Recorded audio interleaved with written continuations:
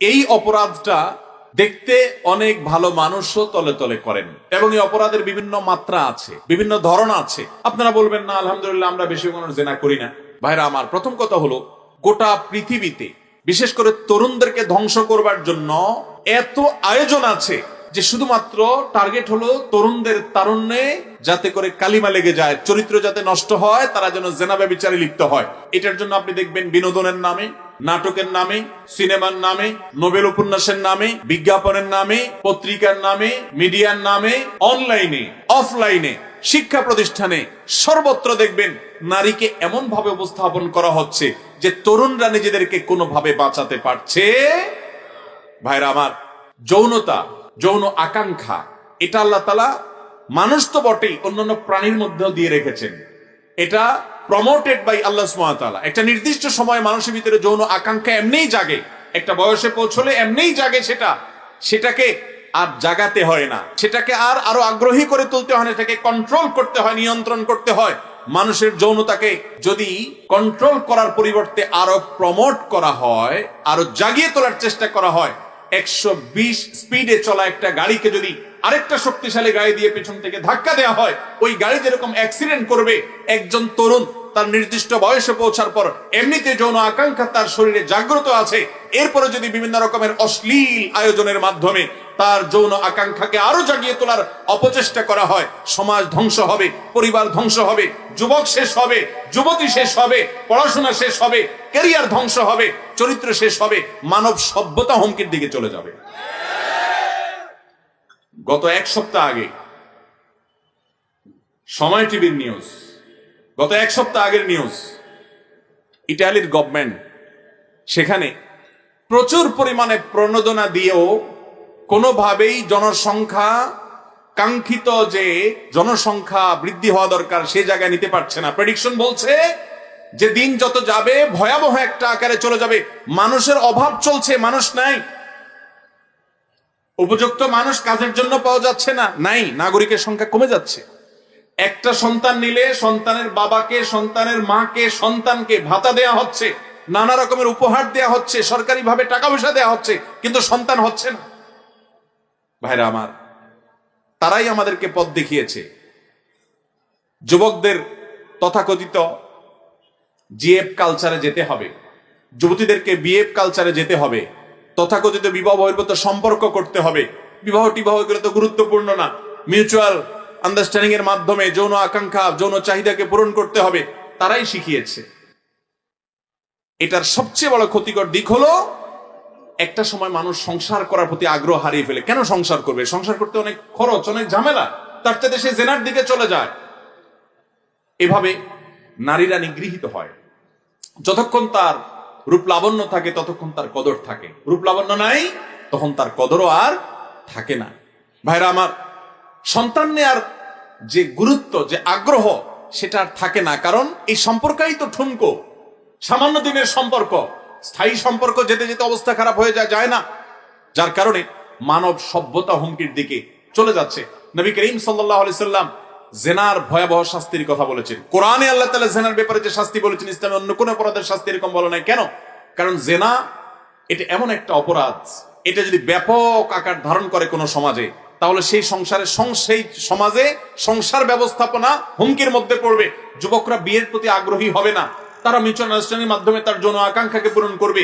বিবাহ, এটার প্রতি যত মানুষ আগ্রহ কমবে, যত সংসারের প্রতি আগ্রহ কমবে, তত মানব সভ্যতা বিলুপ্তির দিকে যাবে। আপনি চায়নাতে চলে যান, আপনি ইউরোপের অনেক দেশে চলে যান, মানুষের জন্মের হার বাড়ানোর জন্য পাগলের মতো চেষ্টা করছে গভর্নমেন্ট গুলো, কিন্তু কোনোভাবে আর আগের জায়গায় আনতে পারছে না, কারণ ধ্বংস তারাই ডেকে আনছে। এই জন্য কোরআনের বাইরে কোনো সমাধান। ভাইরা আমার, জেনা ব্যভিচারের পথ যদি বন্ধ করতে না পারেন, জান্নাতের পথ আপনার জন্য খোলা নেই।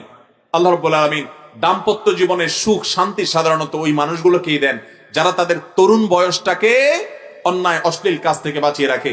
আপনারা এখানে যারা আছেন, অনেকে গার্মেন্টসে চাকরি করেন, অনেকে অবিবাহিত আছেন, ছেলে মেয়েরা একসাথে আসা যাওয়া, বিভিন্ন সময় কথাবার্তা বলা, কাজের খাতিরে একে অন্যের সাথে যোগাযোগ হয়ে ওঠার সুযোগ তৈরি হয়। মনে রাখবেন, যদি কাউকে আপনার ভালো মনে হয়, দ্রুততার সাথে বিবাহের প্রস্তাব দিয়ে যথাযথ নিয়মে বিবাহ করে ফেলুন।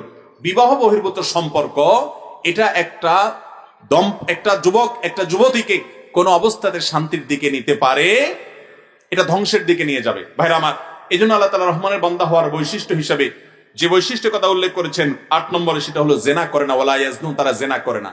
আবার জেনা এমন একটা অপরাধ, বিশেষ করে আজকের যুগে এমন তরুণ এমন তরুণী খুঁজে পাওয়া সোনার হরিণ খুঁজে পাওয়ার চাইতে কঠিন হয়ে গেছে, যেই তরুণের জীবনে তার চরিত্রে কখনো কালিমা সে লাগতে দেয় নাই। আল্লাহ তাআলা আমাদের যুবকদের চরিত্রকে হেফাজত করার তৌফিক দান করুন। চেষ্টা করবো তো ইনশাআল্লাহ। ভাই, আমি সবসময় বলার চেষ্টা করি, নিজের ভেতরকার ভালোবাসা, প্রেম, এটা হলো সফট ড্রিঙ্কসের মতো। সফট ড্রিঙ্কসের বোতল, এটা যতক্ষণ পর্যন্ত মুখ আটকানো থাকে, এটার ঝাঁজ ভিতরে থাকে। যখনই বোতলে মুখটা খুলে ফেলবেন, 2 গ্লাস খেয়ে ফেলবেন, 2-4 জনে খেয়ে ফেলবেন, কিছুটা কমে যাবে। এরপরে যতই আপনি মুখ আটকান, যতই আপনি এটাকে ফ্রিজে রাখেন, যতই চেষ্টা করেন, ওই আগের ঝাঁজটা আর থাকবে। প্রেম, ভালোবাসা, আবেগ, উচ্ছ্বাস, এগুলো একটা বয়সে, বিশেষ করে তরুণ বয়সে সবার মধ্যে আসে। এই জোয়ারটাকে ধরে রাখার চেষ্টা করেন। নিজের বৈধ গার্লফ্রেন্ড, নিজের বৈধ স্ত্রী, নিজের আসল প্রেমিকা, যার সাথে আসলেই আপনার প্রেম হবে, তার জন্য অপেক্ষা করেন। সকল ভালোবাসা উজাড় করে দিবেন, শান্তি পাবেন। আর অজাগায় কুজাগায় এই ভালোবাসারে যেখানে সেখানে খরচ টরচ করার পর ঝাঁজ চলে গেলে এরপরে সময় মতো দেখবেন ভালোবাসার অভাব পড়ছে, টান পড়ছে। কথা কি বুঝাতে পারছি? জেনাকে না করবেন তো ইনশাআল্লাহ। সবাই অপকর্ম করে, আপনি বিপরীতে ব্যতিক্রম হওয়ার চেষ্টা করবেন। জান্নাতে যাবেই হলে ইউনিক মানুষেরা, স্রোতের গায়ে স্রোতের তালে যারা গা ভাসায়, সে মানুষগুলো জান্নাতে যাবে না। সবাই অপকর্ম করে, আপনি করবেন না। সবাই তথাকথিত প্রেমের সম্পর্ক আছে, বিবাহিত সম্পর্ক আছে, আপনার থাকবে না। আপনি সবর করবেন সেই সময়ের জন্য। আল্লাহ তাআলা আমাদের যুবক ভাইদেরকে সূরা ইউসুফ থেকে শিক্ষা গ্রহণ করে তাদের চরিত্রকে হেফাজত করার তৌফিক দান করুন। চেষ্টা করবো তো ইনশাআল্লাহ। আল্লাহর আরশের নিচে ভিআইপি প্যান্ডেলে ছায়া পাবে ওই যুবকরা যাদের তারুণ্যকে কোন প্রকার যৌনতা সংশ্লিষ্ট অপরাধ, এটা এই তারুণ্যতে তারা লাগতে দেয় নাই, হেফাজতে রেখেছে। চেষ্টা করা যাবে না ইনশাআল্লাহ। তো ভাইরা আমার, জেনা যদি কারোর হয়ে যায়, আল্লাহ তাআলা এই সূরাতে বলেছেন, যে ব্যক্তি জেনা করার পর তওবা করে ফিরে আসে, আর সে যাবে না। আল্লাহর ভয় ফিরে এসেছে, আল্লাহর ভয় সে সাথে সাথে পরিহার করে ফেরত চলে এসেছে, আল্লাহ রাব্বুল আলামিন তাকে মাফ করে দিবেন। এই অপরাধগুলো যদি কেউ শিরক করা থেকে ফিরে আসে, জেনা থেকে ফিরে আসে, মানুষ হত্যা থেকে ফিরে আসে, এগুলোতে ফিরে আসার পর তওবা করলে, তওবায়ে নাসুহা, খাঁটি তওবা করলে আল্লাহ তাআলা তাকে শুধু মাফ করবেন না, যত পাপ করেছে সেগুলো তো মাফ করবেনই, ওই জায়গায় সওয়াব দিয়ে পরিপূর্ণ করবেন ইনশাআল্লাহ। অতএব জেনা থেকে ফিরে আসবো তো ইনশাআল্লাহ। হারাম রিলেশনকে ছাড়বো তো ইনশাআল্লাহ। আল্লাহর জন্য ত্যাগ করব, হারাম রিলেশন রাখবো না। প্রয়োজনে বিয়ে করে ফেলবেন, আর না হলে সম্পর্ক ত্যাগ করে